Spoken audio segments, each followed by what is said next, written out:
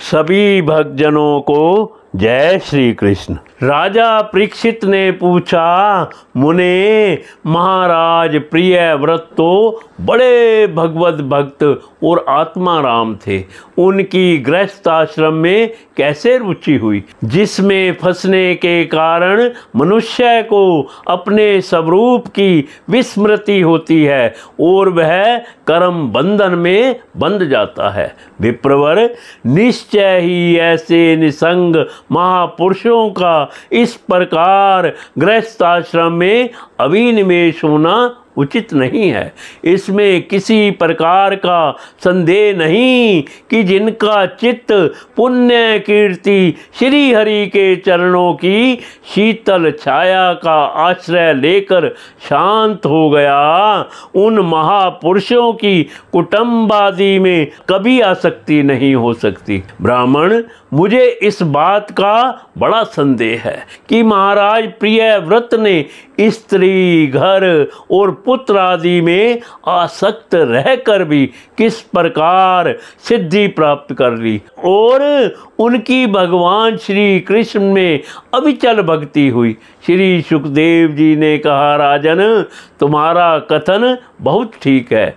जिनका चित्त पवित्र कीर्ति श्री हरि के परम मधुर चरण कमल मकरंद के रस में सराबोर हो गया है, वे किसी विघ्न बाधा के कारण रुकावट आ जाने पर भी भगवत भक्त परमहंसों के प्रिय श्री वासुदेव भगवान के कथा श्रवण रूपी परम कल्याणमय मार्ग को प्राय छोड़ते नहीं।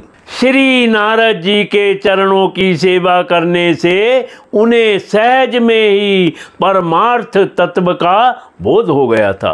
वे ब्रह्मास्त्र की दीक्षा निरंतर ब्रह्माभ्यास में जीवन बिताने का नियम कि उसी समय उनके पिता स्वयंभू मनु ने उन्हें पृथ्वी पालन के लिए शास्त्र में बताए हुए सभी श्रेष्ठ गुणों से पूर्णतया संपन्न देख राज्य शासन के लिए आज्ञा दी। किंतु प्रियव्रत अखंड समाधि योग के द्वारा अपनी सारी इंद्रियों और क्रियाओं को भगवान वासुदेव के चरणों में ही समर्पण कर चुके थे।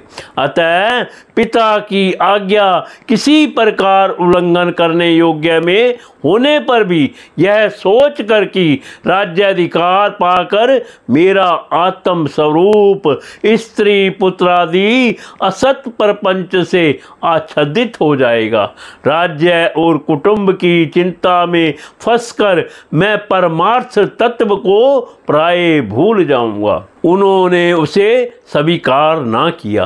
आदिदेव स्वयंभू भगवान ब्रह्मा जी को निरंतर इस गुणमय प्रपंच की वृद्धि का ही विचार रहता है। वे सारे संसार के जीवों का अभिप्राय जानते रहते हैं। जब उन्होंने प्रियव्रत की ऐसी प्रवृत्ति देखी, तब वे मूर्तिमान चारों वेद और मरीचि आदि पार्षदों को साथ लिए अपने लोक से उतरे।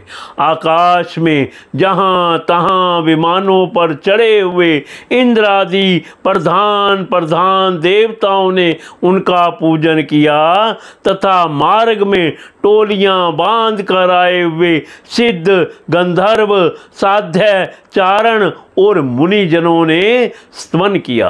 इस प्रकार जगह जगह आदर सम्मान पाते वे साक्षात नक्षत्रनाथ चंद्रमा के समान गंध मादन की घाटी को प्रकाशित करते हुए प्रियव्रत के पास पहुँचे। प्रियव्रत को आत्म विद्या का उपदेश देने के लिए वहाँ नारद जी भी आए हुए थे।